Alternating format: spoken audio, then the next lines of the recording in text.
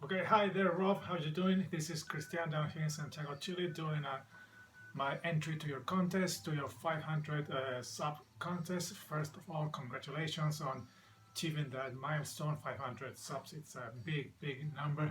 Um, I've been a sub of your channel for more than a year, and I found your content, the things you show, the records, the vinyl, really, really good. You have a great taste. You have a nice sense of humor, and I like when you start talking about one thing and you end up rambling about I don't know stuff completely different from when you started. But yeah, I'm not going to start rambling. Me too. So I'm going to answer your questions. You ask for three. First, you have to show five singers, five drummers, five bass players, and five guitar players. And we have the chance to add another member of the band. So here are my picks. I have it all right here in my paper. So I'm going to start with the singers, with the vocalist. I'm going to start with my favorite one. I think he's one of one of the greatest there. Of course, it's for my favorite band. It's Bruce Dickinson. We all know him. He changed the sound of the band when he joined it and the Number of the Beast. After coming from Samson, he had a really good also solo career. He's a writer. He's a pilot. He's a pilot. He pilots planes. So he also practice fencing. So he's all over the place. Second, I'm going to go with Robert Plant. I think Robert Plant is the archetype for all the late frontmans from the hard rock scene of the 80s and late 70s, because I think they all adopt that look of the blonde singer with a good looking guy with a huge stage presence. Then he can take a band to another level, and he's the front face and of any band. So that's my second pick, Robert Plant. My third pick is going to be the singer, and that's Freddie Mercury. Or what a showman he was! What a great stage presence he had. Also, he wrote great songs, and his vocal range it's out of question. My fourth pick is going to be a guy that's often not mentioned in many rankings, mainly because of the type of music he performs when he was in this band, and then he went solo and played some. He was kind of low profile when he was solo, but then he returned to his band, and he's doing very, very good now. And that is Michael Kiske, the singer from Halloween, of course of the Keepers album, and now with the Pumpkins Reunited.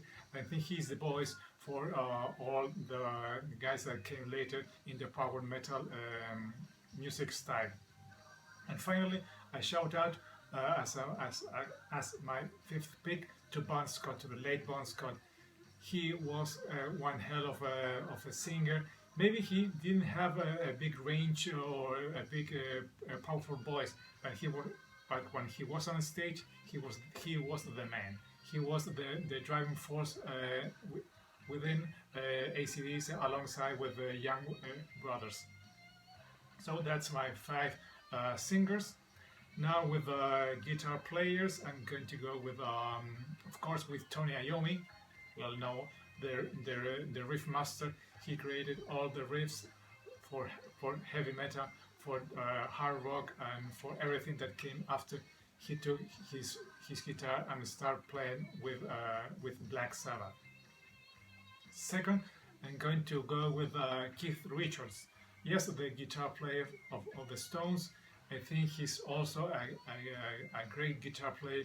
He's the guy that creates all the sound of the Stones, and he's the guy that keeps the machine rolling within the band as a member of the Stone and as a solo artist.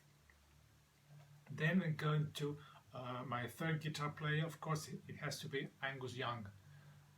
What can we say about Angus Young? Has already been said. He is AC/DC. He's the sound of the band, along with his late brother Malcolm Young. The sound of the band is what it's what Angus is to the band. They are both one person. They are both one thing, and you cannot take one guy from the other because it won't be the same. So that's my third pick. My fourth pick for guitar player is going to be Eddie Van Halen. He completely changed the game back in 1977-78 with his first album with the band. Their debut of 1978 completely changed the game of the way guitar was played back in the day, creating a new style of music and opening the door for all the shredders of LA to take the world and take the LA music scene to another level and putting LA in the music map. And finally, one of my favorite guitar players, a very underrated guitar player, one that does not appear in many rankings, but I think he's one of the finest in his style, and of course it has to be Adrian Smith. Alongside with Dave Murray, they created a perfect guitar duo together in Iron Maiden. They created all the sound that we all love until now, and I personally love his solo on Wasted Years. I think that's my favorite, one of my favorite songs of Iron Maiden. It's a very kind of simple song, but the way he puts out the solo, to me, it's priceless. Now with the bass players, of course, I have to go with the man, Steve Harris. Nothing more to say. He's the man. He's Iron Maiden. Next, a guy a little bit weird for the way he plays, for the way he sings, but the guy is out of this world, and he's Les Claypool from Primus. Great band, great power trio, great performance of him with his instrument. I had the chance of seeing him three times here in Santiago, Chile, and every time I see him, it's mind-blowing. He's awesome. He's all over the place, and he's a very funny guy. Number 4, I'm going to go with Lemmy, of course, the late Lemmy of Motorhead, with his Rickenbacker. He commanded the band. He commanded the stage. He was a great bass player. Mostly, we all know him as a frontman, as a singer, as the man in Motorhead, but he was a great bass player. Number 4, I'm going to go with the bass player of Dream Theater, Young, or however you pronounce his last name. He's a very quiet bass player. He's a master. The way he plays is very intricate. I had the chance of seeing him 2 times here in Chile and watch many of the DVDs they had put out. And the guy doesn't seem to be having too much effort playing all those lines of the bass. He's almost perfect. And finally, the late Cliff Burton from Metallica. I think he's a missing piece in the Metallica puzzle today, in the Metallica music structure. I think he's still missing.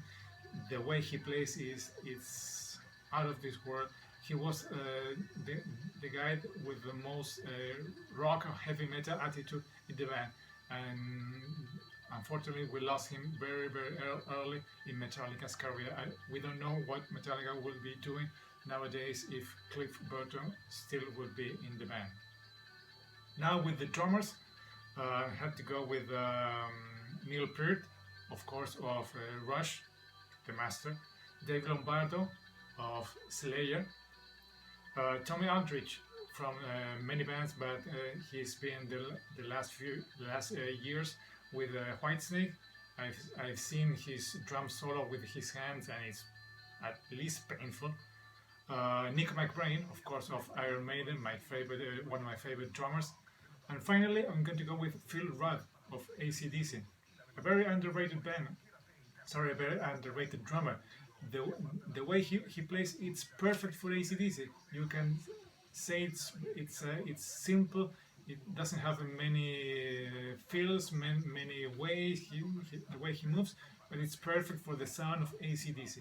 So that's what I'm going to give, like some kind of shout out to Phil Rudd as my fifth drummer. Now for the extra, I'm going to go with something a little bit outside of the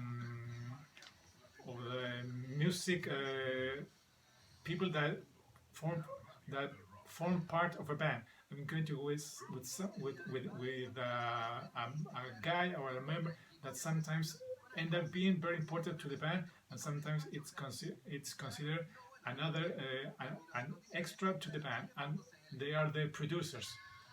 Yes, we all know the producers are sometimes really important. They can create the sound, or sometimes they can screw the sound. But I'm going to pick 5 big producers back from the 80s that helped and created the sound that we all like and love very much. The first, of course, it has to be, I have put it down here, Martin Birch. We all know Martin Birch from Iron Maiden, from Blue Oyster Cult, from Black Sabbath, from Whitesnake, from Rainbow. He also was an engineer with Wishbone Ash, Deep Purple, as I said, with Fleetwood Mac. Great. I think he's my favorite producer of all. Then I'm going to go with another one that I have right here. It's Bob Rock. Yes, the guy that made big in his name became very important with Metallica, but he also had produced some other big bands like Kingdom Come. Well, not so big. The Cult, Sonic Temple, Blue Murder, of course Motley Crue, Dr. Feelgood, Bon Jovi, Keep the Faith, what else? Skid Row, Subhuman Race, Little Caesar, a band not so big, and the Electric Boys, David Lee Roth, a little ain't enough, just to mention a few of them. Next, another producer that is very important. It's here it is, Max Norman. He produced Ozzy, Breeze of Oz, Diary of a Madman, Speak of the Devil, Park at the Moon and Tribute, Y&T, Black Tiger, Sabotage, Power of the Night, Grim Reaper, Rock You to Hell, Loudness, Thunder in the East, Armored Saint, Delirious Nomad, Dirty Looks, Cool from the Wire, Death Angel, Act 3, Lynch Mob, of course, Wicked Sensation, Megadeth, Countdown to Extinction, Euthanasia, and Hidden Treasures, just to mention a few of them. Next is the guy from Canada that unfortunately died I think in 1999. Is Bruce Fairbairn. He had produced, for example, Krakus, the Blitz, Bon Jovi, Slippery When Wet. He's the producer of that album. Aerosmith, Permanent Vacation. Bon Jovi, of course, New Jersey, Pump, Gorky Park, AC/DC, The Razor's Edge, Poison, Flesh and Blood, Aerosmith, Grip, Scorpions, Face the Heat, Jackal, Push Comes to Shove, and Van Halen Balance, and Kiss Psycho Circus. And finally, my fifth producer, it's Tom Verman. He's an American producer. He has, for example, he produced the last thing that he produced was Motley Crue, The Dirt, the official soundtrack. He also produced Decade of Decadence of Motley, Lita Ford, LA Guns, Kicks, Blow My Fuse, Ted Nugent, Poison, Darken, Tooth and Nail, Molly Hatchet, Cheap Trick, Blues, Oyster Cult. So that will wrap up my first question with the five singers, bass player, drummers, guitar players, and the other like a member of the band that sometimes yes it is, sometimes it's not. Now the second question is to show 5 albums that are meaningful to me, to us, and I'm going to go with my band Iron Maiden. First of all, the first thing I heard of them back in the day when my brother came back from school with a cassette tape of this album. First song I heard was Invaders, and that was it. Everything was okay, everything was perfect to me. This is the album that made me go in this trip, in this journey with heavy metal music. I find it, every time I listen to it, it takes me back to that day when I first listened to this on that Sony HF60 cassette of 60 minutes. It was recorded 30 minutes in one side and 15 minutes in another, in side B of this album. I still remember that day when I listened to this one. Next, the first thing I bought of Iron Maiden back in the day, it was this. Peace of Mind, Iron Maiden, a Chilean cassette. As you can see, it's in Spanish. It's from that day, it's from that year, 1983. I don't know if you can see, but everything is in Spanish. I still keep it, of course. It's one of my biggest treasures from back in the day. So there it is, number 2. Number 3. This is the first concert I attend with my nephews. They were about 10 and 12, or 12 and 13, more or less, and it was and they went with me. They were amazed. They can't believe that I was taking them to see Iron Maiden here in Santiago at the big soccer stadium, the biggest stadium here. They had the time of their life, and it was during this tour, Iron Maiden, made in England, when they play this tour again here in Santiago, Chile. It was an amazing experience for them and for me.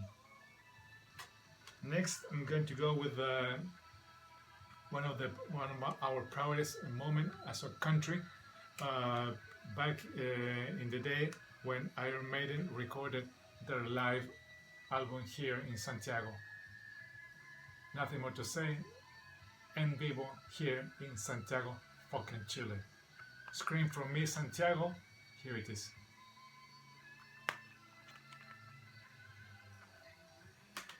And the fifth one, it's going to the last time I saw them, unfortunately I wasn't able to attend when they returned this early this year to Santiago, but this is the last time I saw them on this tour here in Santiago. The Book of Souls on this tour. They were amazing. They I do remember going again with my nephews and my brother. Anthrax open were the supporting act. Great show. But this is the last time I saw them, and I'm hoping to see them again. I don't know, maybe next year. So there it is, my fifth album. And finally, you ask if you ask us to if we are a crayon, what color it will be and what name it will be. I think it's really simple. My color it will be black, and the name it will be Falcon Old School Black. Thanks for watching. See ya.